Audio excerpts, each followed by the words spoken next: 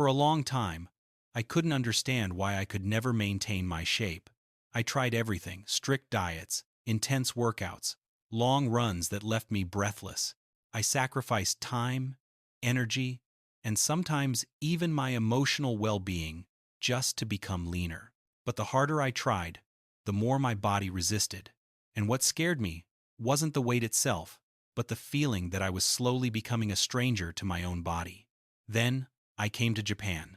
On my very first day, I noticed something surprising. Most Japanese people looked naturally slim, light, and balanced. Yet no one seemed obsessed with losing weight. No one bragged about how many hours they spent in the gym. No one measured their worth through their body shape.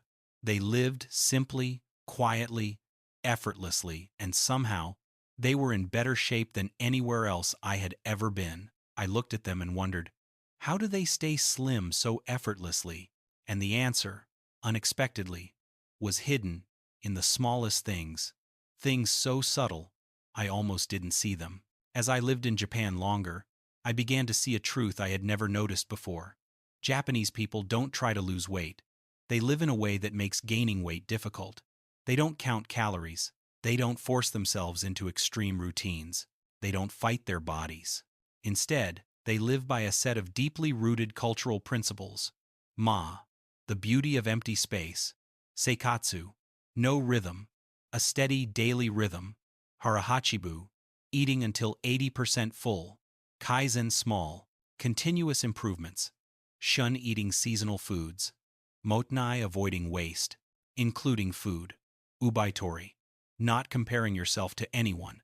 Hitori koto, doing one thing at a time. Wabi-sabi, embracing simplicity and enough. These tiny principles, lived consistently, form a gentle system that silently supports the body. Not through force, not through punishment, but through harmony. The deeper I looked, the clearer it became. Japanese habits align perfectly with human biology. Their lifestyle lowers cortisol, stabilizes insulin, improves digestion, reduces inflammation, increases NEAT, natural daily movement, prevents emotional eating, supports long-term metabolic health. Not because they follow scientific research, but because their culture naturally encourages the behaviors our bodies thrive on. I realized that nothing was wrong with my willpower. I had simply lived in a way that contradicted how the body is designed to function. But when I stopped forcing my body and started supporting it, everything changed.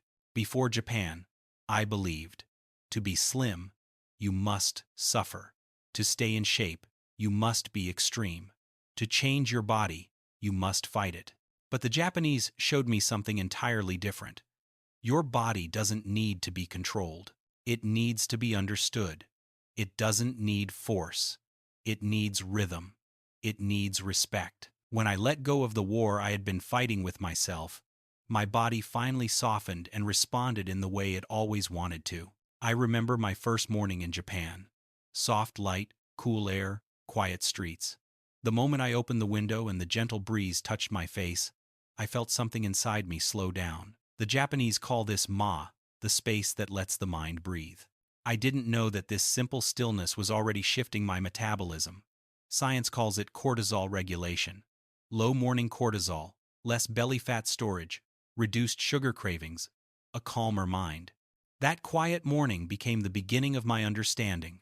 1. A slow morning, seikatsu no rhythm. Walking through the streets, I noticed how steady everyone's pace was. Not rushing, not dragging, just moving with intention. Science shows a regulated daily rhythm, regulated hormones, less fat storage. The Japanese start their day in safety, not stress. 2. A warm glass of water, kaizen and self-care. In a tiny cafe, I was handed a cup of warm water. Not iced, not cold, just warm. A small habit that reflects kaizen, improving life through tiny, daily steps. Science confirms warm water stimulates digestion, reduces bloating, lowers unconscious snacking. Small, but powerful. 3. A simple breakfast. Wabi-sabi and shun. Their breakfast was minimal. Miso soup, vegetables, grilled fish, a bit of rice. This is wabi-sabi, appreciating simplicity and shun eating what is in season.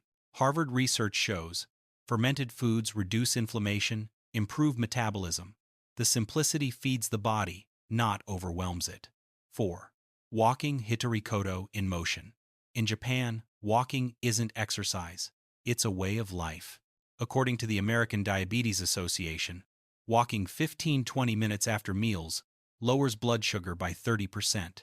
When movement is gentle and constant, the body burns fat quietly all day long. 5. Harahachibu, eating until 80% full. In a small restaurant, I watched people eat, slowly, mindfully, putting their chopsticks down between bites. Science shows eating to 80% full reduces daily calories by 10-15%, stabilizes insulin, extends lifespan. Harahachibu isn't discipline, it's awareness. 6. Low-oil meals. Motenai for the body. Japanese cuisine uses very little deep-fried food. Studies show oxidized oils, inflammation, fat gain, steamed, simmered, or grilled dishes are lighter on the stomach and kinder to the metabolism. 7. Small portions. The enough mindset. Japanese portions are small, yet beautifully arranged. Science calls this the Delboeuf illusion. Smaller plates, brain thinks you've eaten enough. No restriction, just intelligent design. Number 8. Early dinners. Metabolic advantage. The Japanese rarely eat late. Harvard studies show eating after 8 p.m., 20% more fat stored, poorer sleep, slower metabolism. Early dinners let the body rest instead of digesting through the night. 9. NEAT, the secret fat burner. Throughout the day, I noticed how often Japanese people move. Standing, bowing, walking, climbing stairs, tidying, bending, reaching. These micro-movements are NEAT, non-exercise activity thermogenesis. Science reveals NEAT can burn more calories than a gym workout if sustained through the day. The Japanese don't exercise. They live in motion. Looking back, I realized that I used to do the opposite of what my body needed. I ate fast. I ate late. I ate when stressed. I barely moved through the day. I sat for hours. I compared myself endlessly. I forced myself into extreme routines. I lived outside of my natural rhythm. The problem was never my body. It was the way I treated it. If you've struggled with your weight, please know, you are not failing. You are not weak. You are not broken. You may simply be living in a rhythm your body cannot breathe in. Try one small Japanese habit. Just one. Let it settle into your life gently. Your body will understand, and when it does, it will begin to change. You are not someone who can't lose weight. You are someone learning to live in harmony with your body again. When you choose a Japanese rhythm, slower mornings, mindful eating, early evenings, gentle movement, your body will return to health naturally. If this journey resonates with you, please like the video, subscribe to Better Mind, Better Days, and continue exploring the quiet wisdom of Japanese living with me.